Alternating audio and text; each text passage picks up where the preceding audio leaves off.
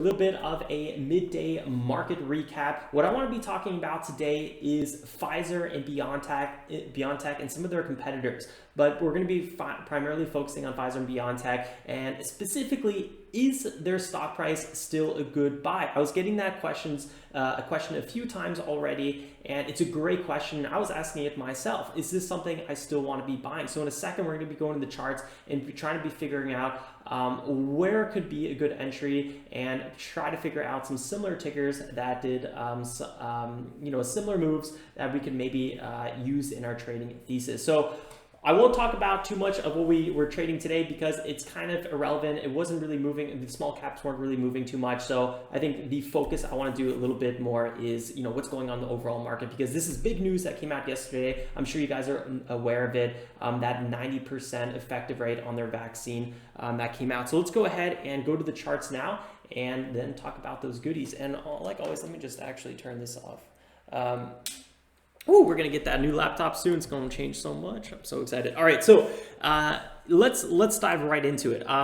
Okay. So here you can see the day trades. MEDS were up 110, GTEC were up 110, and then fake news. WISA, this is another one we day traded today. We're down $95. So very, very small. It's kind of scratchy day for me. We had some good opportunities, but I wasn't really able to capitalize on them. I was just a little bit too lame for that today. I don't know. I didn't get aggressive enough. I was still kind of put off by yesterday. So let's quickly review some of this news, and then we'll come out with a thesis on how we want to trade these tickers. Obviously, just a quick recap of some other things going on here.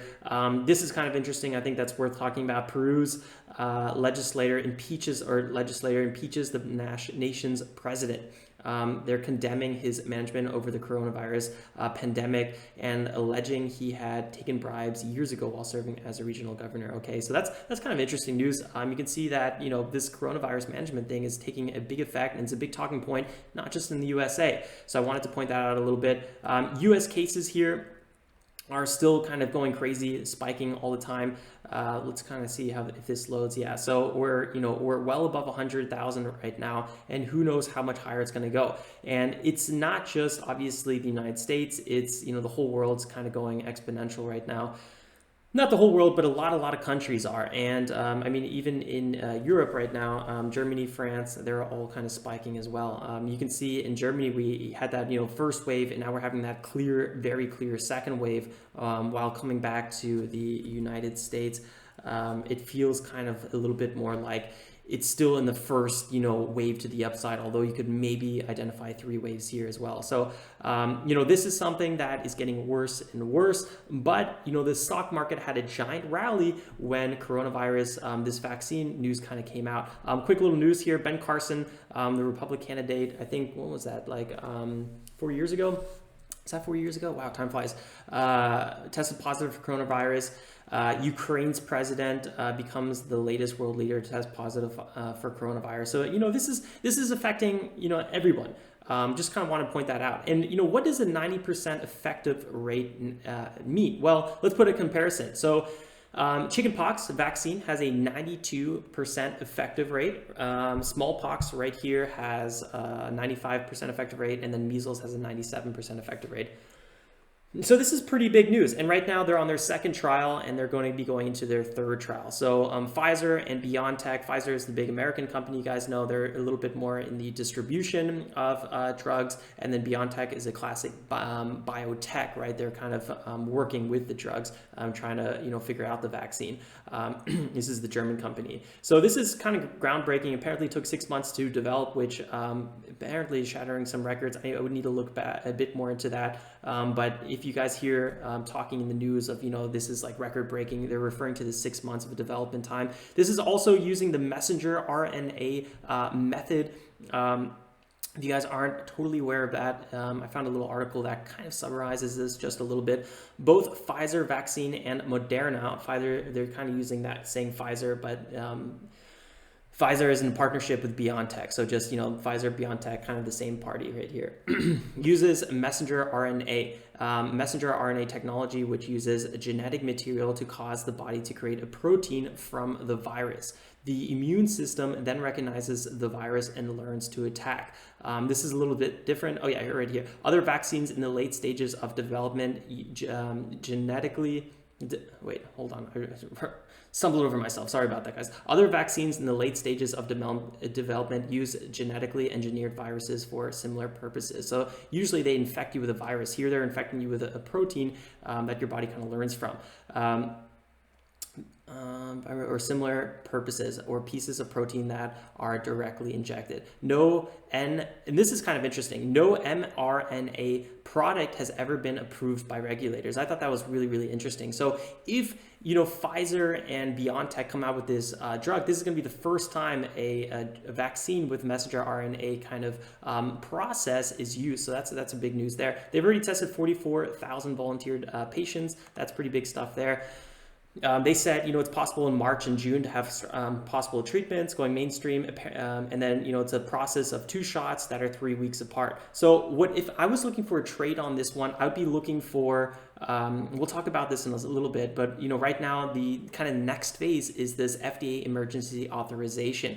And this allows the company to do more testing. So basically, if there's a pandemic going on or whatnot, usually an FDA process takes a very, very long time to get a vaccine approved. But obviously, the world can't wait. So, what is, if you're, I forgot the word they used for it, but if it's a, like testically, like there's a beneficially better or something like that, it's a bit of a weird term, then you could start using this drug and then get it to more people. So that's one catalyst that we're going to be waiting for. Obviously the trial 3 is something we want to be waiting for, and then, so I want to look a little bit into LLY. So we have Lilly, some of their competitors here. Eli Lilly, a very old US company. FDA authorizes, they recently had catalysts that came out. FDA authorizes Eli Lilly's coronavirus antibody treatment for emergency use. So these guys already got it. So I want to talk a little bit more about what happened when these guys got it. We also have, one little thing I do want to mention here. Chris Christie, the former New Jersey governor, when he was infected by coronavirus, he got the Eli Lilly vaccine. And then here we have REGN, another ticker that is a top candidate. We have all the candidates listed here as well. President Trump, he was the one who got 2 cocktails of antibodies from this company. So they were working with President Trump to help him when he got coronavirus. And they also applied for the emergency authorization. And then we have Moderna, which I wanted to point out here, another competitor. They're using that same process, that same messenger RNA technology that we were talking about here just a little bit. So I just, that's a little bit of groundwork, some foundations. If you guys want to check out the resources a little bit more, I linked them here, and I'll link this whole entire post in that first comment under the video description. So now we have pretty much 1, 2, 3 tickers here, and then obviously Pfizer. So 4 tickers here that I want to be talking about. So what would our overall play look like? So let's quickly go to the charts and look at Pfizer, for example. So Pfizer, this 40, kind of this $38 to $40 zone has been very, very critical. And when the news came out, this run up here was really impressive. I mean, this was a huge gap up day, and then it continued higher for a little bit, but then it kind of sold off the rest of the day. So this was a 15% pop to the upside. So I imagine a lot of profit taking going on there. But you can see huge support here, roughly at 38. And, this is already the second day into the process. You can also see the selling volume here is very, very light. That's a bullish sign. It means, there's profit taking, but there's not like fear selling. There's nobody dumping shares at this point. So that's a really, really good sign. With BNTX, BioNTech, you can see that this one had a really, really solid breakout here of 100, and they're high at roughly 105. They had that nice, let's see, what kind of move was this? 26%. Obviously, this is a much smaller company, right? $25 billion company as opposed to 260 Pfizer. So huge difference in size right there. Did want to point that out. So it's much more obvious or likely that this ticker would move more aggressively based on coronavirus news. Or specific to, you know, their vaccine. I think Pfizer can benefit across the board in several ways. Okay, BNTX. So yeah, this is kind of that second red day, or actually technically it's a green day today, 3% up. So where we're going to be looking for is, you know, can we hold this $100 area? And if we break $100, how low are we going to go? Because I think that could be huge support. So let's quickly go back to here, and then let's remember that Lilly had that fast the emergency use from the FDA. So let's go ahead and go to talk about Lilly's chart here for a second. What happened to this ticker after they got their FDA emergency use? Oops, looks like something's a little bit frozen here. Let's zoom in a little bit more. And then, yeah, so when they got their authorization, they had a really nice break to the upside. This recently happened, and then they had 1, 2, 3 days of consolidation to the downside, roughly going back 8% from the highs. Obviously, that's going to be relative to every chart. So, you know, we might see something similar here with Pfizer and BioNTech. So that's what I'm going to be looking for. With REGN, let's just quickly look at it here. You can kind of see that this one's had a really strong rally, kind of consolidating right here at 550. So, you know, if REGN starts coming out with more catalysts, more news, this could be another good run as well. MRNA, the second smallest company, you know, has that potential for maybe a flat top breakout here at 80. So that's a hot spot I would be looking at, 75 to 80. This is a critical zone. I do find a lot of interest in MRNA and BioNTech. They seem to be some of the closer ones. So yeah, I don't know. For me, what I would be doing with these two tickers is, or BioNTech, Pfizer, MRNA, would be looking for a little bit of consolidation. Obviously, more so on PFE and BNTX as opposed to MRNA, because MRNA, you know, it looks like it's getting ready for a move on a possible break to the upside. Obviously, pending news. So let's quickly go here and talk about possible trade thesis.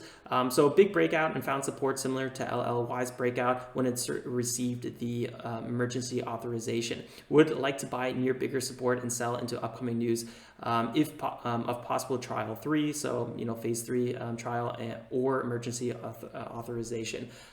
Like we kind of saw here, I'm not totally sure if we're going to have like a massive breakout and then like a multi-day run, or if it's going to be just, you know, still, once it starts curling, if it just starts inching up higher here. So, you know, if we have a really big move again and I'm long, I'd probably be taking profits on that first, you know, 24% day to the upside.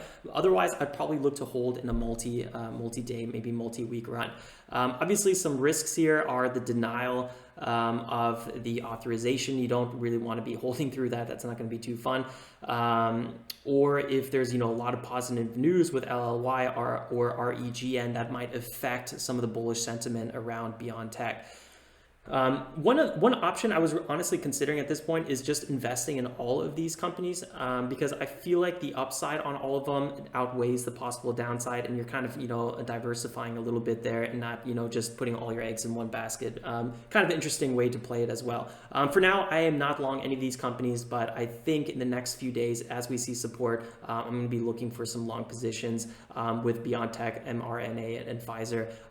So with BioNTech, like I said, you know, a little bit of a pullback here would be nice, and then something between, I would probably argue, $95 and $100 could be really good support. Obviously, it's going to change once we see what's happening there. I really like to follow price action and momentum, but right now these look like pretty hot entry points. Let me know, guys, in the comments below what your thoughts are. Are you long any of these companies, and what your play is? I would love to hear back. Don't forget to drop a like, guys, if you enjoy the content, and let's wrap it up here. I will see you guys first thing tomorrow morning in the live stream. If you are interested, we go live every morning at 9 a.m. Eastern Standard Time. Review the watch list, and then we trade the market open. The community has been growing amazingly. You guys are such good fun in there. And yeah, I'll see you guys then tomorrow. Ciao.